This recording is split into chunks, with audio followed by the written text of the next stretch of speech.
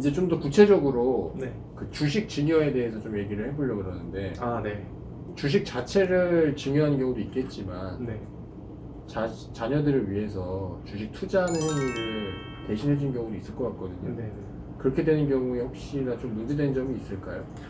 그 부분은 좀 상당히 큰 문제가 될 수 큰 있을 것 문제가 될수 같은데요. 있- 우리가 전에 이제 증여란 무엇인지에 대해서 한번 네, 말을 그죠. 했었잖아요. 근데 증여의 개념에는 타인의 재산 가치를 증가시키는 것, 이것도 포함된다고 이제 우리는 알고 있습니다. 그런데 이 주식 투자를 대신 해주는 행위, 이 행위가 바로 이 타인의 재산 가치를 증가시키는 것에 해당될 수가 있겠는데요. 예를 들어서 아버지 A라는 사람이 네.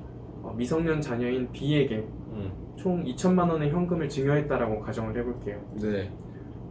그리고 나서 그 증여한 돈으로 이제 미성년 자녀는 스스로 주식 투자를 할 만한 능력이 아직 부족하니까 부족하기 때문에 이제 A가 대신 주식 투자를 해준 겁니다. 해준다. 뭐 계속 사고 팔았어요. 네. 사고 팔고 하면서 3년 뒤에 계좌를 딱 보니까 2천만 원 증여했던 현금이 1억 원이 돼 있었습니다. 그러면은 총 8천만 원의 가치 상승을 이루었잖아요. 그런데 이 가치 상승이 누구로 인해서 일어난 거죠? 그 아버지 투자 행위 그렇죠. 때문이겠죠. 이게 바로 전형적인 타인의 기여 행위인 겁니다. 미성년 자녀인 B가 스스로 이뤄낸 가치 상승이 아니죠. 그러니까 증여로 본다. 그렇죠. 그래서 A에 의한 기여 행위가 있었고 그로 인해서 B가 재산가치 상승이라는 8천만 원의 이익을 얻었습니다. 그럼 8천만 원에 대해서 또 증여세가 부과될 수 있겠네요. 네, 이 기여 행위로 인한 가치 상승이기 때문에 이것도 세법상으로는 증여에 해당할 수가 있는 것이죠. 그래서 8천만 원의 증여 행위가 있지는 않았지만 이 기여로 인해서 8천만 원 증여한 것과 같이 보는 겁니다. 그러면 아버지 입장에서는 네. 주식을 그 자체를 주는 것도 있겠지만 주식을 네. 대신 투자해 주는 것도 그럴 할 텐데 그럴 때 이게 또 증여가 될 수 있으니까 네. 좀 고민을 해보셔야 될 것 같은데 네. 뭐 언뜻 드는 생각은 그 주식 자체를 그냥 줘버리는 게 더 나은 게 아닌가. 일반적으로는 주식을 그냥 주는 게 좋습니다. 왜냐면은 주식을 이제 그냥 줘버리고 네. 그 이후에 아무런 행동을 하지 않았어요. 이제 그 부모가. 그러면 어찌됐든 자신의 미성년 자녀에게 아니면 뭐 성년 자녀든 자녀를 위한 어떠한 기여 행위도 하지 않았잖아요. 네, 그렇죠. 최초에 이제 주식을 증여하고 그때 만약에 공제 한도만큼만 증여했다. 그러면 신고하고 증여세는 납부하지 않아도 되고 공제 한도를 넘어섰다. 그러면은 이제 신고하고 증여세도 납부를 해야 될 텐데 그 최초의 신고 납부만 하면 그 뒤에는 어떤 가치 상승이 있더라도 이 부분에 대해서는 또다시 추가로 증여세를 신고하거나 납부할 필요가 없는 겁니다. 그런데 이제 그 대신 투자해주는 행위를 하면은 이제 추가적으로 계속 증여세를 신고 납부하게 될 일이 생기는 거죠. 상장 주식 같은 경우는 배당이 이루어지는 경우도 있지 않습니까? 네, 그죠. 근데 이제 주식 배당의 경우에는 바로 주식을 받는 거기 때문에 그거 자체로 이제 문제가 되지는 않는데 이제 현금 배당을 받았다고 가정을 해볼게요.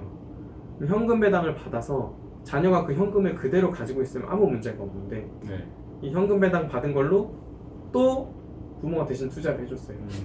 그러면 이것 또한 기여 행위가 될 수 있죠. 어쨌든 아버지 행위가 좀 기여가 되면 그걸로 아버지 행위 기여로 자녀들과 뭔가 이득을 얻으면 다 증여로 보는 거네요. 네, 맞습니다. 그래서 뭔가 증여를 할 때 부모가 자녀를 위해서 대신 해줄 수 있는 행위들이 자꾸 들어갈 것 같다.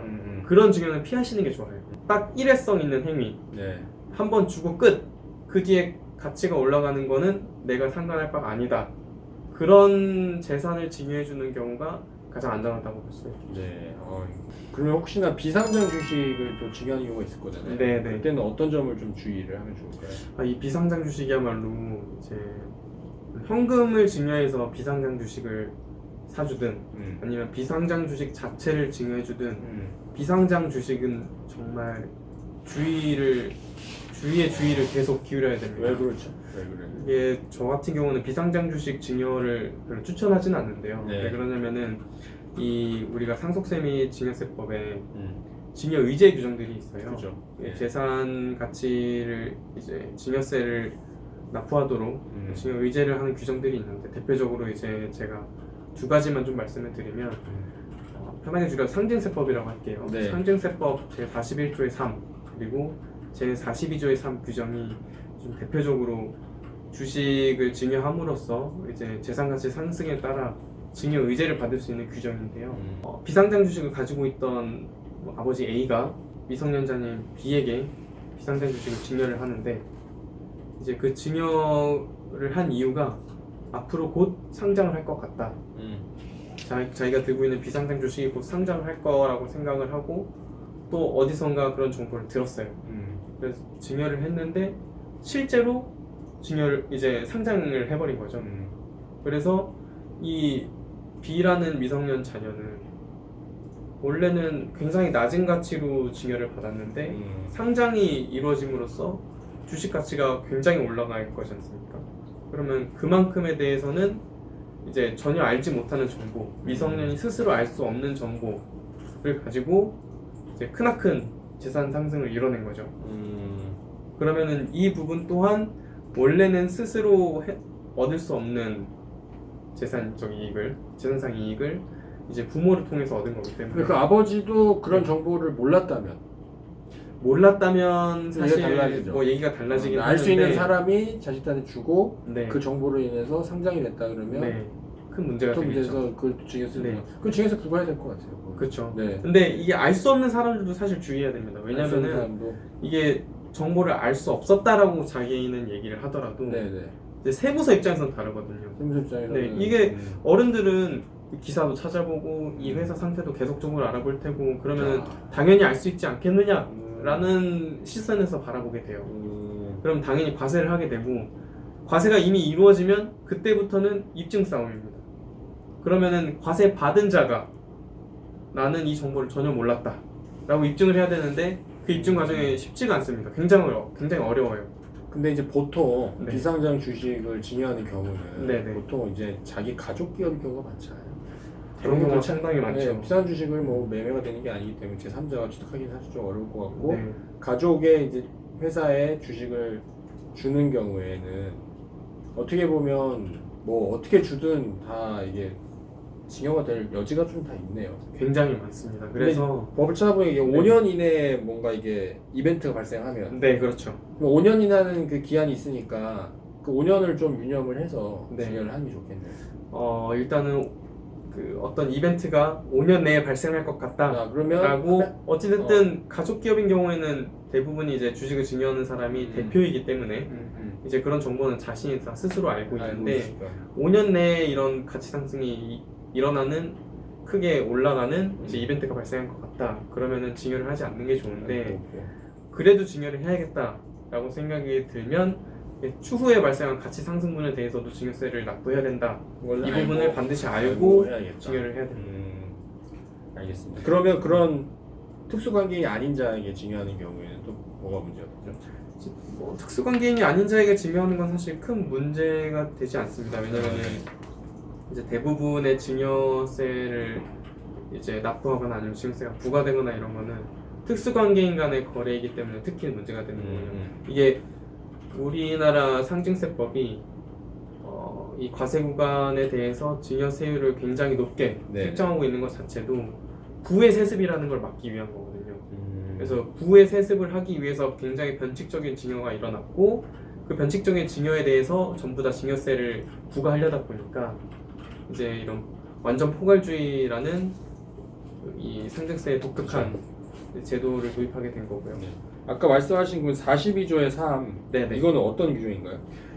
이 42조의 3 규정은 자력으로 해당 행위를 할 수 없다고 인정되는 자가 이제 재산을 취득한 날로부터 5년 이내 개발 사업의 시행, 형질 변경, 공유물 분할, 사업의 인가 허가 등 대통령령으로 정하는 사유로 인하여 이익을 얻은 경우에 그 이익을 얻은 자의 증여재산 가입으로 한다 이렇게 규정을 하고 있습니다. 그러니까 어떻게 좀 해석이 어려운데? 네, 이게 우리가 흔히 설명할 수 있는 게 바로 미성년 자녀들이 증여받는 경우, 어떤 재산을 물려받는 경우인데요.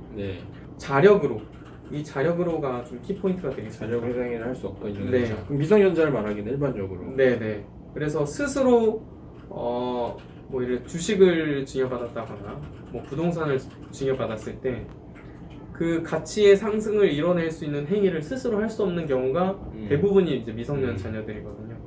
그래서 이런 스스로 뭔가 가치 상승을 이뤄낼 수 없는 자가 재산을 얻고 그로 인해서 실제로 5년 이내 재산을 받고 나서 5년 이내에 재산 가치 상승이 이루어졌다. 그러면 이 부분은 모두 상승분만큼 증여세 과세 대상으로 보겠다라는 규정입니다. 예를 들어서 1억짜리 부동산을 증여를 받았다고 가정을 해볼게요. 그러면은 그 단순히 최초의 증여를 받았을 때 1억에 대한 증여세를 이제 신고하고 납부를 했을 텐데 이게 미성년 자녀가 그렇게 부동산을 증여받은 경우에 흔히 뭐 개발이 이루어질 거다 이런 정보를 잘 모르잖아요. 근데 실제로 5년 이내에 개발이 돼서 그 부동산이 5억이 됐다라고 가정을 할게요. 그러면 이 4억 부분은 실제로 증여한 행위는 없었지만 4억의 가치의 증가가 발생을 했기 때문에 네. 이 부분에 대해서는 4억에 대한 증여세를 납부해야 된다. 이렇게 볼 수가 있는 거죠. 무섭네 좀. 알겠습니다. 네. 일단 규정만 보면 네. 사실 조금 저기 뭐 웬만한 거 그러니까 자신의 행위에 자신의 행위 아니고 타인의 행위로 인해서 얻게 되는 이익은 대부분 다 증여로 보고 증여세를 부과하려고 하는 게 이게 취지인 것 같아요. 네, 이게 아까도 말씀드렸듯이 어떤 부의 세습을 방지하기 위해서 계속 규제 일변도로 이렇게 법이 개정이 되다 보니까 네. 어쩔 수 없이 이렇게 규정이 돼 있고요. 그래서 특히 증여할 때는 굉장히 주의해야 되고 그래서 계획적으로 증여가 이루어져야 된다. 이 말씀 꼭 그러니까요. 드리고 증여는 싶습니다. 진짜 무서운 것 같아요. 그래서 아까 유 변호사님께서 네. 이 주식 증여는 비상장 주식의 증여는 대부분 가족 기업에서 이루어지지 않느냐 네. 이런 말씀 해주셨는데 특히 가족 기업의 경우엔 주식을 증여하게 되면은 이런 증여세가 과다하게 나올 수 있기 때문에 우리나라 상증세법상 이제 가업 승계제도라는 것이 있습니다. 가업 승계를 이루어서 요건을 모두 갖추면은 실제로 일정액의 세액을 공제를 받습니다. 그러니까요. 이게 사실 비상장 주식에 대해서 단순히 이게 뭐 세습을 방지하는 목적으로 너무 과세를 많이 하게 되면 네. 부작용이 있을 것 같아요. 그러니까 그렇죠. 매우 중요한 어떤 오랜 정통을 가진 가게 사업을 네네.